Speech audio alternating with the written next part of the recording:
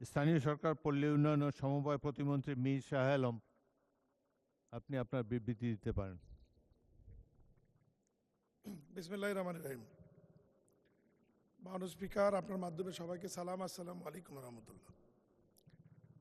এই সংসদে প্রথম আমি দাঁড়িয়েছি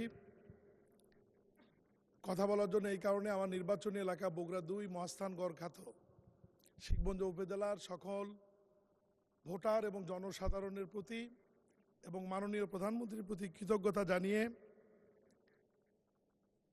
১২৭ পিরোজপুর ১ মাননীয় সংসদ সদস্য জনাব মাসুদ সাইদির প্রশ্নের উত্তর মাননীয় মন্ত্রী জনাব মির্জা ফখরুল ইসলাম আলমগীরের পক্ষে আমি মহান জাতীয় সংসদে উপস্থাপন করছি।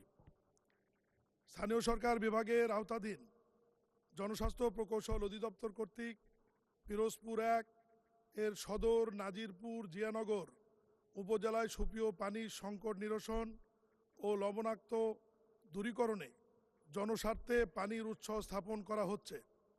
উপকূলীয় জেলাসমূহে বৃষ্টির পানি সংরক্ষণের মাধ্যমে পানি সরবরাহ প্রকল্প জুলাই ২০২২ থেকে ডিসেম্বর ২০২৬ শীর্ষক প্রকল্পের আওতায় পিরোজপুর জেলা সদর উপজেলার ২,২৭৯টি, নাজিরপুর উপজেলায় ২,৭34টি, জিয়ানগর উপজেলায় ৩,২৪৫টি রেইন ওয়াটার হারভেস্টর বরাদ্দ প্রদান করা হয়েছে।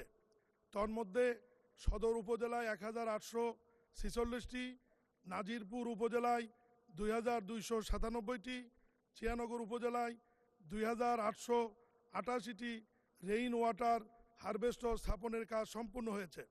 সমগ্র দেশে নিরাপদ পানি সরবরাহ প্রকল্প জানুয়ারি ২০২০ জুন ২০২৬ শিক্ষক প্রকল্পের আওতায় বিগত ৬ অর্থ বছরে পিরোজপুর জেলা সদরের উপজেলার ৭১০টি গভীর নলকূপ, ২৮৪টি রেইন ওয়াটার হারভেস্টর, 18টি কমিউনিটি ভিত্তিক পানি সরবরাহ ইউনিট, নাজিরপুর উপজেলায় ১,০৪৬টি গভীর নলকূপ, ২৩২টি রেইন ওয়াটার হারভেস্টর, 18টি কমিউনিটি ভিত্তিক পানি সরবরাহ ইউনিট, জিয়ানগর উপজেলায় ১৩৫টি গভীর নলকূপ, ৫৭৫টি রেইন ওয়াটার হারভেস্টর, 6টি কমিউনিটি ভিত্তিক পানি সরবরাহ ইউনিট বরাদ্দ প্রদান করা হয়েছে। স্থাপিত নলকূপের পানিতে মাত্রা অতিরিক্ত আয়রন ও লবণ পাওয়া গেলে সেক্ষেত্রে ওয়াটার ট্রিটমেন্ট প্ল্যান্ট স্থাপনের ব্যবস্থা গ্রহণ করা হয়। বর্ণিত প্রকল্পটির RDPP ২০২৮ সাল পর্যন্ত সংশোধনের কাজ প্রক্রিয়াধীন। মাননীয় স্পিকার, প্রকল্পটির RDPP অনুমোদন হলে প্রকল্পের আওতায় উপরোক্ত 3টি উপজেলায় প্রতিটি ইউনিয়নে গড়ে 10টি নলকূপ বরাদ্দ প্রদান করা সম্ভব হবে।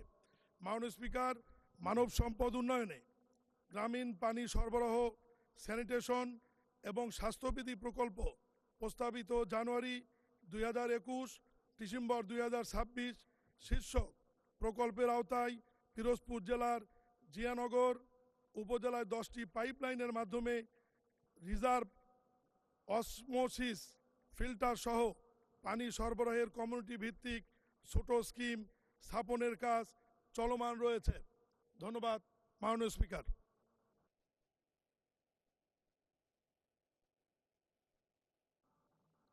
ধন্যবাদ মাননীয় মন্ত্রী।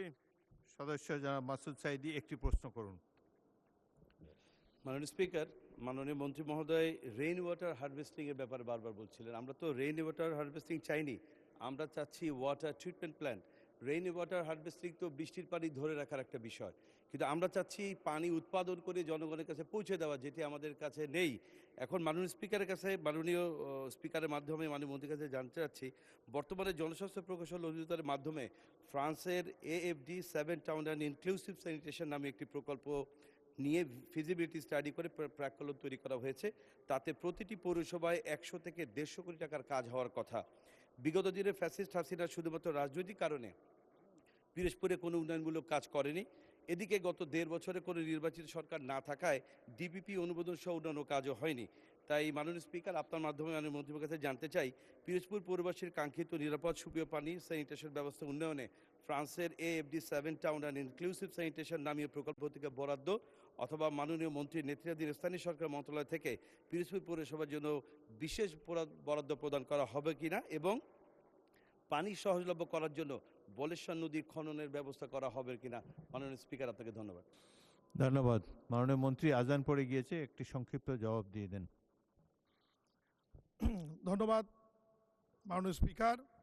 আমাদের মাননীয় সংসদ সদস্য ট্রিটমেন্ট প্ল্যান্টের বিষয়ে যেটি বলেছেন, ডিপিপি তৈরির প্রস্তুতি চলছে।